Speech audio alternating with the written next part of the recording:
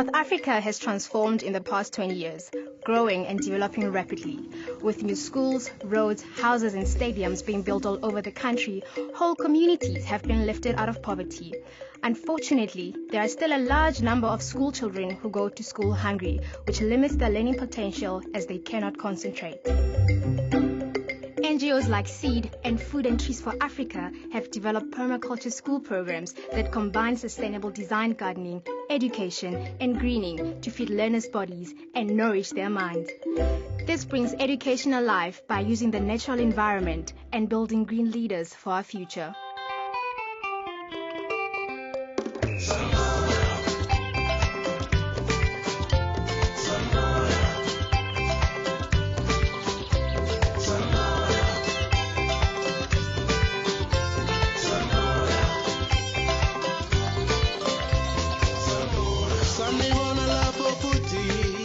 Permaculture gardens are a powerful metaphor for social change, as learners are actively involved in transforming barren school ground into a productive and abundant space.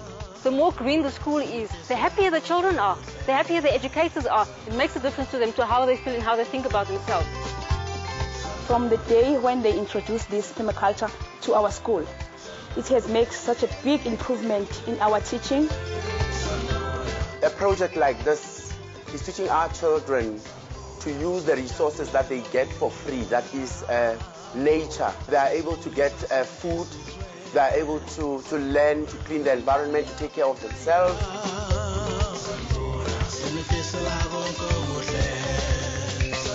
Dit het groot veranderinge aangebring, veral ons kinders se houding teenoor die natuur, tuine, mooi maak, verfraaiing. Dit is 'n projek wat net jou skool trots kan maak. We're actually encouraging children to also take what they learn and go and practice at home. So it has been like involving everybody. That's going to give a positive impact on the community to actually grow their own crops. I think it's the way forward to a better future. Permaculture is a design system for long-term sustainability, and our work always begins with a design. The design process analyzes all the factors that influence an area and provides a map for creating an effective and resilient system that allows all the different parts to work together as a holistic whole. The process we go through is a very collaborative process with all the stakeholders involved. The community members and the staff from the school know more about the particular area, so we need each other in that collaboration. The first step in the design process is really to get a baseline map to scale down on paper. A slightly more measured way, which involves a lesson with children, is to actually measure the space, draw out the buildings to scale and the space one wishes to design for a garden.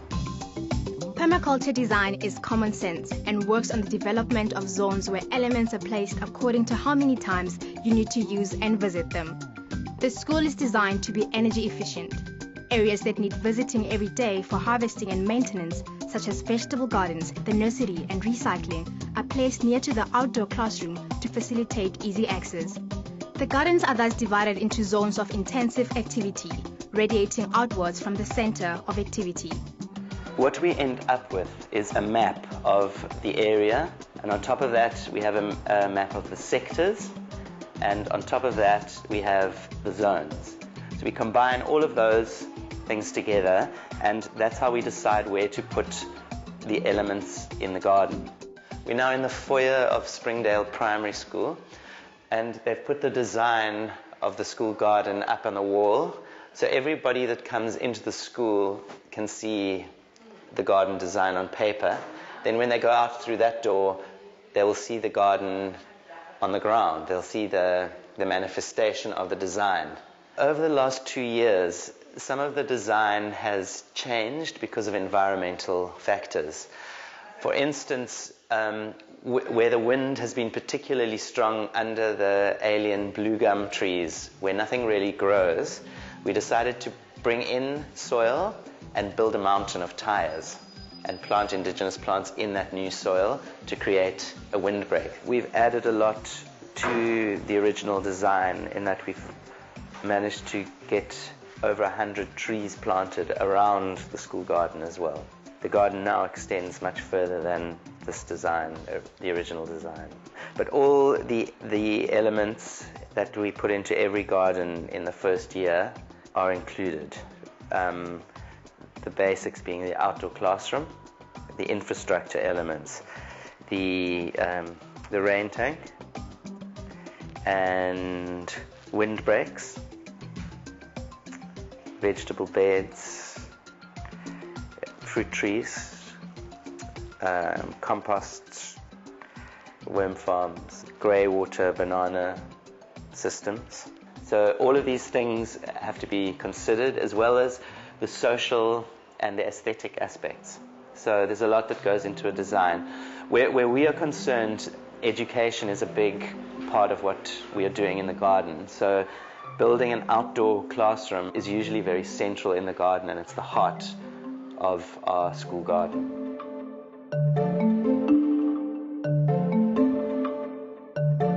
The outdoor classroom is integral to creating an effective learning space, and it's fundamental in the design of the gardens around it.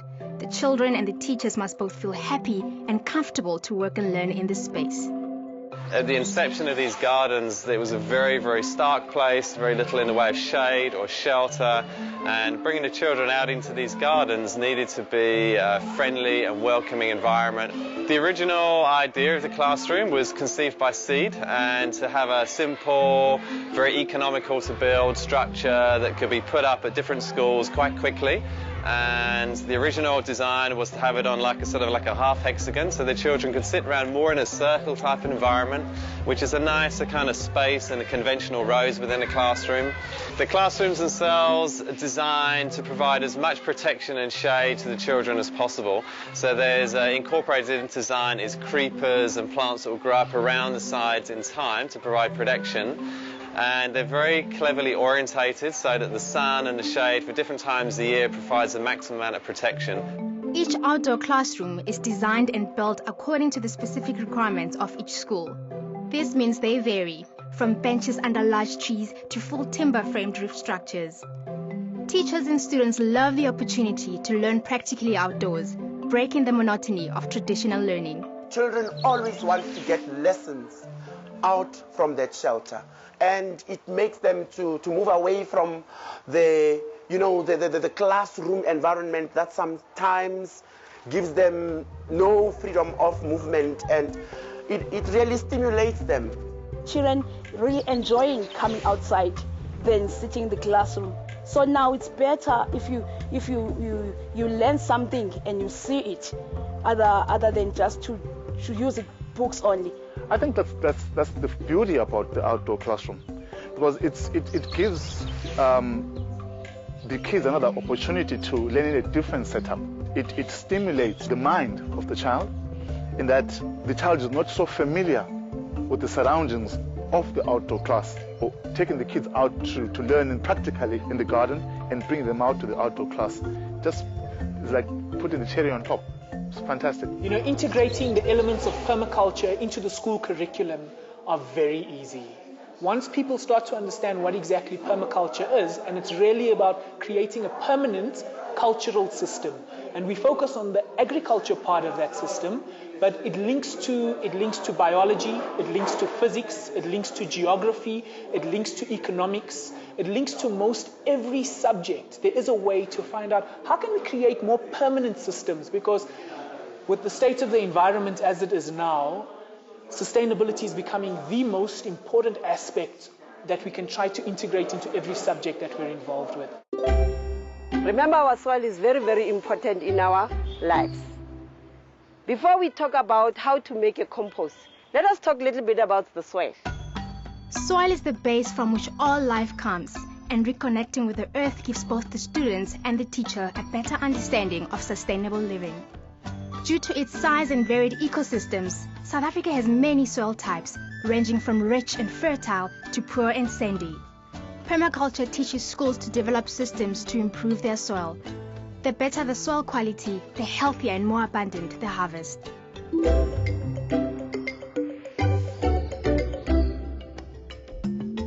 Lifeless, barren soil needs organic matter to transform it into a healthy, growing medium. One technique for building soil health is to add compost. Students learn to make compost at school, allowing the teachers to practically demonstrate concepts from both biology and geography lessons. Making the compost at the school ensures a sustainable supply of clean organic nutrients for the food gardens and recycles waste from the kitchen and the school grounds.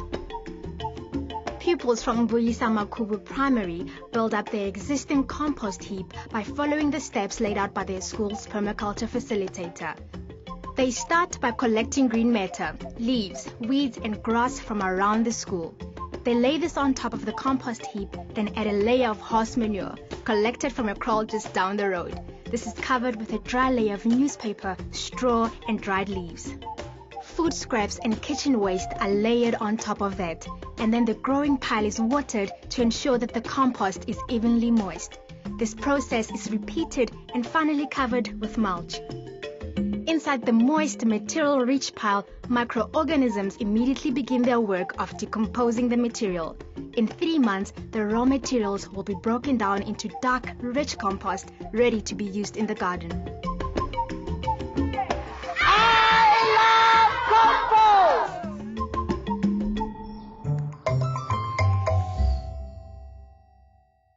My name is Mamkela Momoza. We are in Shemang Primary School, Orlando West. This is the worm farming, and we're treating worms, and we want to show the world how important worms are.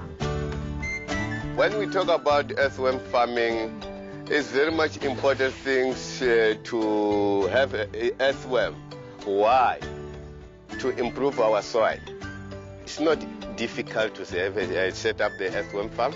All the recycling kitchen waste, we use it to feed our earthworm farm so that our earthworm farm can produce effectively liquid manure, LM. Another fun and practical way of enhancing the soil is through earthworm farming. Each school has its own worm farm, which can be made from any container that has a drain at the bottom. Here, we see an old bath being recycled as the school's worm farm. The worms need a moist, shaded environment to live, as well as food to eat. In the worm farm, a layer of straw or newspaper covers the farm to keep away sunlight and heat. Worms are fed kitchen waste, most of which they happily and quickly consume, turning food scraps into nutrient-rich, organic matter that can be used to amend the garden soil. The drain at the bottom of the worm farm allows for capture of liquid manure, a concentrated nutrient-rich liquid that is used as a fertilizer and a soil booster.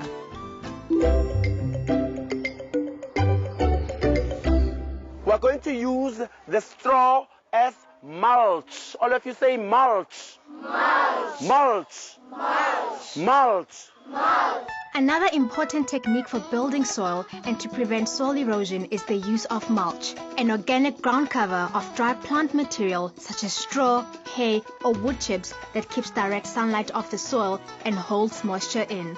Mulch gardens require much less watering to keep plants healthy. Additionally, mulch prevents unwanted weeds from growing and over time breaks down, enriching the soil with organic matter. But the plants and the straw and other organic matter, we say they are biodegradable. All of you say that? Biodegradable. Let's go. Biodegradable. Use your hands now. Biodegradable. Again. Biodegradable. Right.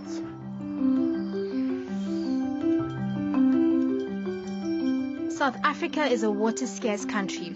Our water resources are precious and valuable. Water is life.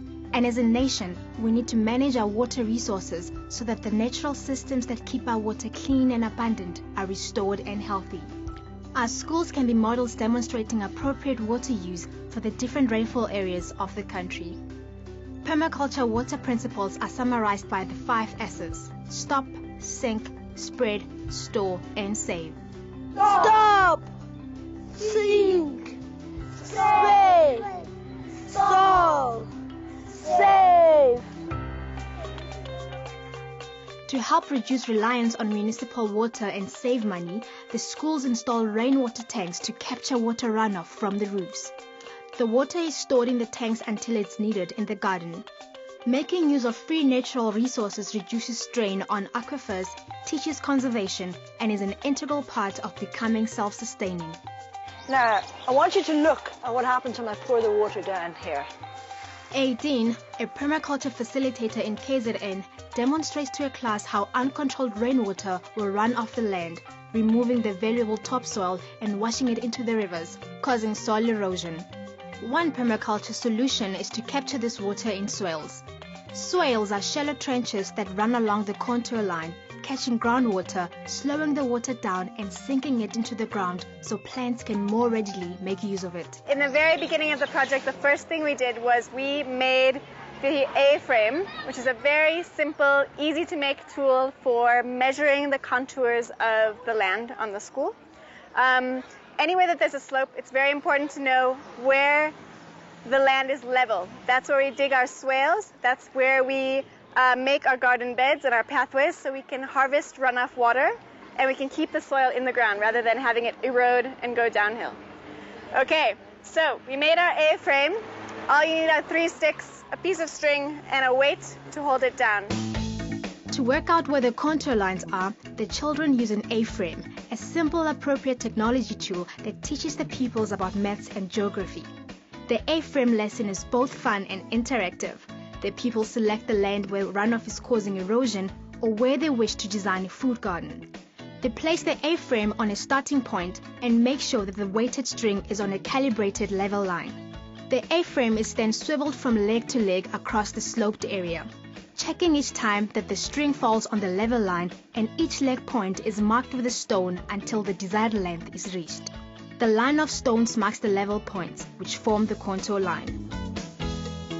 Now that the contour line is marked, the pupils dig a wide trench along the line, placing the dark soil on the downward-facing slope, forming a berm for plants, trees, or shrubs which will take up water from the swale.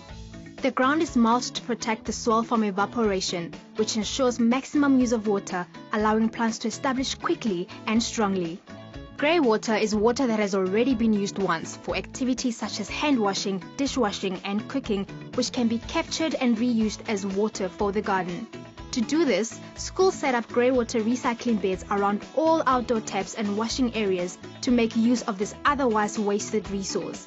Instead of grey water becoming a source of pollution and odor at the school, plants benefit from free, regular watering. Tina Deval, a permaculture facilitator at Molweli Primary in Limpopo, helped to set up a large-scale grey water system at the school. Molweli Primary School is a seed school that is in its first year, and it's situated outside in Elim, in the Venda, Limpopo area.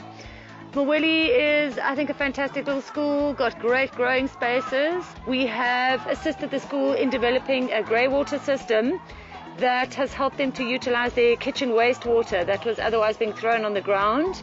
The school has no electricity and they cook by fire, so a lot of the big pots, the big poiki pots that they used to cook food in, that water was getting wasted. So now we've developed a series of mulch pits which the kitchen ladies can throw their wastewater into. Well, because of that, we have made this pit. On the pit, we have planted the bananas, the lingana, the libaka, even the garlic is there, the strawberry is there, the avos, the narichis is there, the purpose is inside here. And then when they are finished washing the dishes, the dishwash water as well gets poured into an old bath, and this gets transferred into a swale system that is feeding a fruit tree orchard.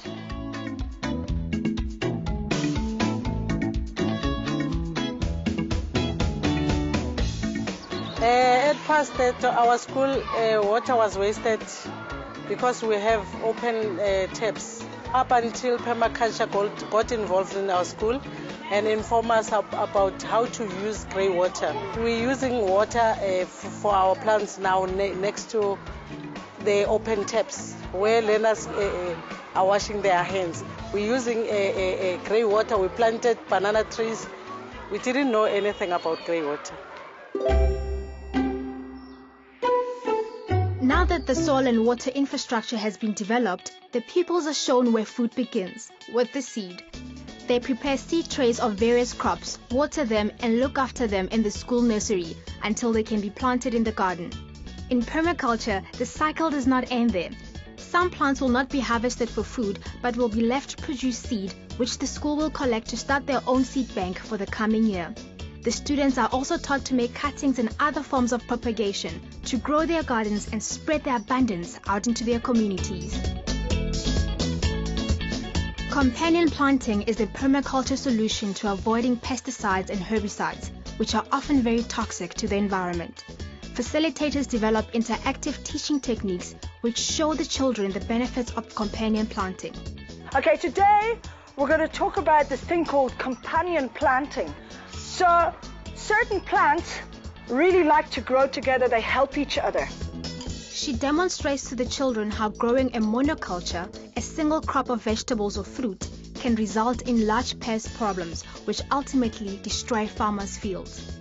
The permaculture solution uses a diverse number of plants with beneficial properties to create a healthy, vibrant and diverse garden. Permaculture guilds are groups of plants that function together in harmony to support the productivity of the whole system. Showing the students that cooperation, not competition, works in nature also shows an important human principle, that working together we can achieve more. The food garden is not only for educational use, but provides food for the school kitchen, giving the learners access to healthy, fresh organic vegetables, fruits and herbs. Vulnerable children with little or no food at their homes are also given food parcels to take home, showing the community the benefits of permaculture as a sustainable solution to the current food crisis. We do have two programs. One is the EduPlant program sponsored by Woolworths, APSA and Engine, and the other one is the Food Gardens for Africa program.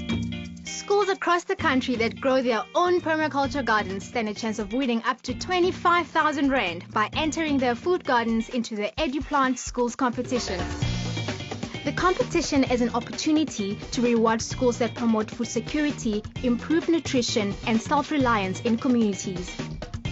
Food and Trees for Africa has been working very close with the Department of Education for our EduPlant program because the department has given us a mandate to run workshops within schools for educators. We started entering EduPlant competition in 2007. The school has benefited in the vegetables that we grow and some fruits. And yes, it has changed the health of the learners because during lunch they get some nutritious food. Looking at the challenges we face today, not only as individuals, but as communities and as a nation, it is vital that schools greening and permaculture projects become entrenched in schools all over the country. This will help create a sustainable and abundant future for us all, with a healthy, happy and environmentally conscious society. Whatever we want to teach in class, we are able to get it right from the garden. When I talk of photosynthesis, it's easy for me to go and get a green leaf right next to the classroom. Incorporate all the grades. That means all the grades take part in the whole learning exercise. Really, this has been undoubtedly one of the most innovative programs I have in my education profession come across. This project is teaching the learners that food does not come from pick and pay or checkers. They have now learned that the food comes from the soil. After planting, they will eat. At the same time, they'll be learning. So to me, this project is very exciting. Most of the children, they don't necessarily are going to be farmers. Much as they are not going to take this as a career, they don't look down on it. They take it as a skill for life. Uboneka umehluko omkhulu ngoba kukhona lezi ngane eseshonela abazali sesibanikeza ukudla siyabakhela engadini ukuthi ezihambe zokudla kukhona ukuthi ekhaya kunhlwephu akunakudla ngempela. It has been such a great help because we used to come to school with a hungry stomach and now we get food to eat. Already we're also getting people who are saying, are you selling this or can you give it to us? Some also are saying, can we join you? But I think there is that interest, you know, of wanting to start a garden. When we do have a school that's able to grow a lot of its own food, it becomes kind of like a beacon. It becomes a showcase to the community where they're saying, well, if it's so easy for the school to grow some of its food, surely we can grow food at home. Most of the learners in our school have food gardens at home, and it all started here in the school.